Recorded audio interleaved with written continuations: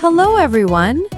Do you ever feel confused when native English speakers use some words together and you don't understand the real meaning? That's a very common feeling, Emma. It can be frustrating, right? English has many special phrases. It is. But don't worry. Today's episode is all about helping you understand these special phrases, called idioms. We make English learning easy. Welcome to the English Speaking School podcast. I'm John. And I'm Emma. We are so happy to have you join us. Today, we are going to explain a very common and useful English idiom.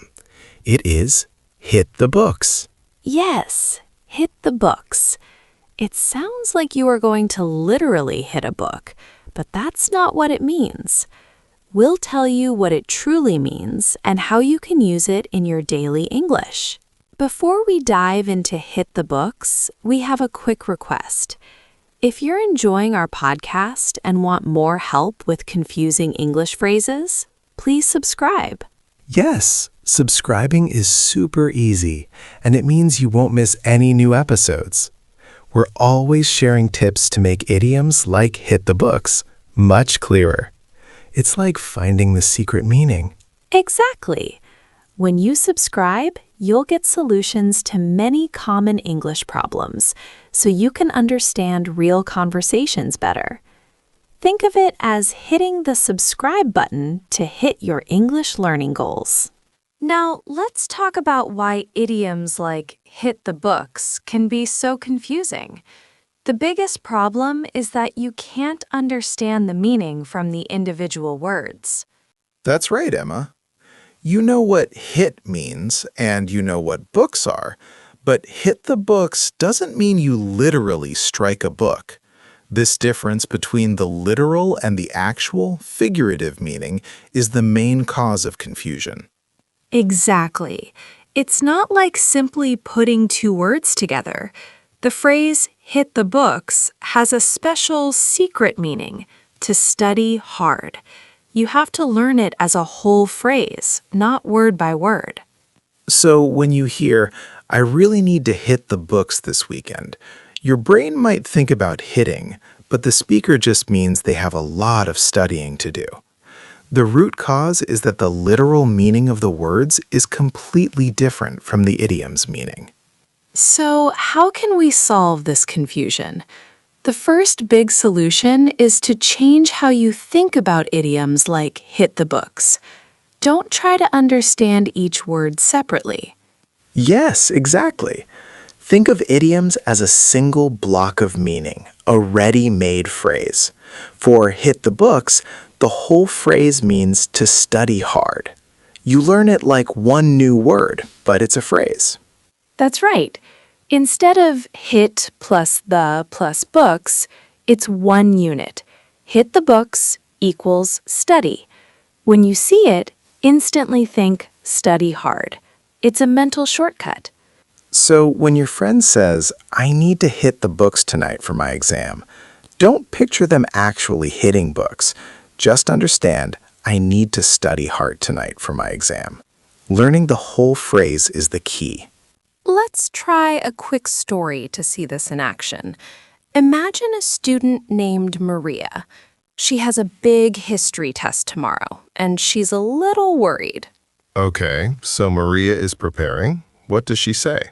Her friend asks her, "Are you going out tonight?" Maria replies, "No way. I can't go out. I really need to hit the books for my history test." So when Maria says, I really need to hit the books, her friend immediately understands that she means I really need to study hard. The friend doesn't imagine Maria hitting actual books. It's a single thought, not separate words. Exactly. The whole phrase, hit the books, instantly brings the meaning study hard to her friend's mind. There's no pause to think about hit, then books. It's one complete message. This shows why learning idioms as a whole unit is so powerful. When you hear hit the books, your brain should directly jump to study hard, skipping the literal meaning altogether. It makes conversations much smoother. Okay, that was solution 1. Learn idioms as a single unit.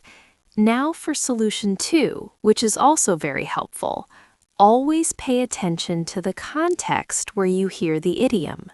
Yes, context is super important. The situation around the words helps you understand the meaning.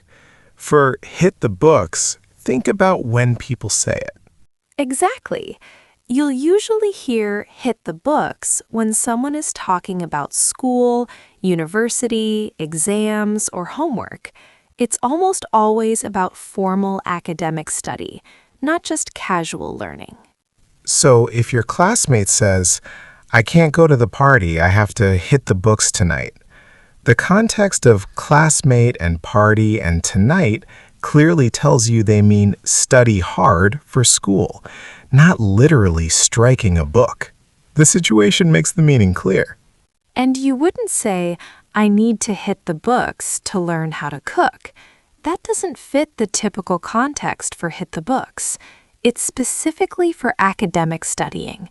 That's a key usage tip. Right. So combining solution 1, learning hit the books as study hard, with solution 2, thinking about the common academic situations where it's used, makes understanding much clearer. Let's try a specific example for solution 2, focusing on context. Imagine you overhear 2 university students talking in the library. Okay, that's a perfect context. One student says, I've got a massive history exam next Tuesday, so I'm going to hit the books all weekend. What does that tell us?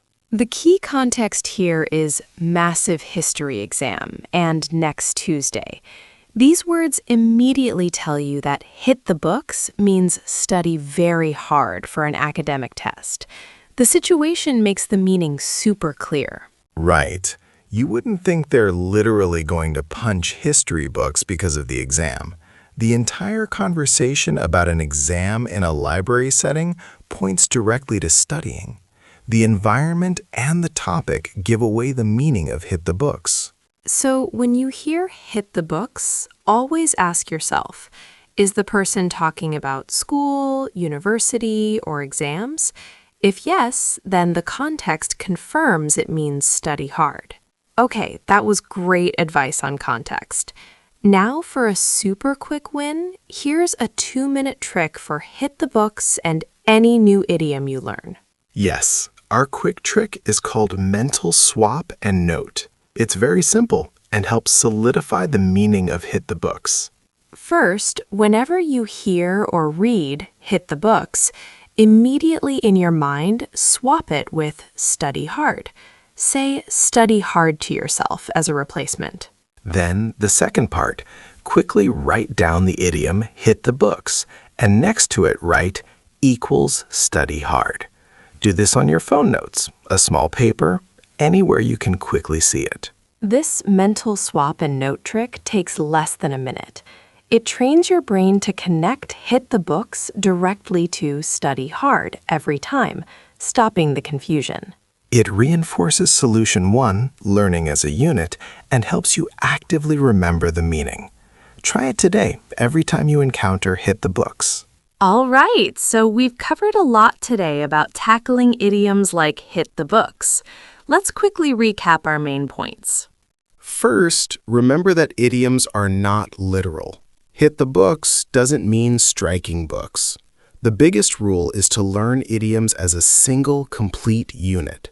Think hit the books means study hard all at once, not word by word. Exactly. Our second key solution was to always pay close attention to the context. Hit the books is nearly always used in academic situations, talking about school, university, exams, or homework. The situation helps confirm the meaning. And finally, our quick trick, mental swap and note. When you hear hit the books, mentally swap it with study hard, and then quickly note it down. This active practice will make the meaning stick. These 3 strategies, learning as a unit, using context, and the mental swap and note trick will help you understand hit the books and many other idioms much faster and with less confusion. Now for your quick challenge for today. We want you to use hit the books in a sentence related to your own life. Maybe you have a course, a project, or even a new skill you're learning.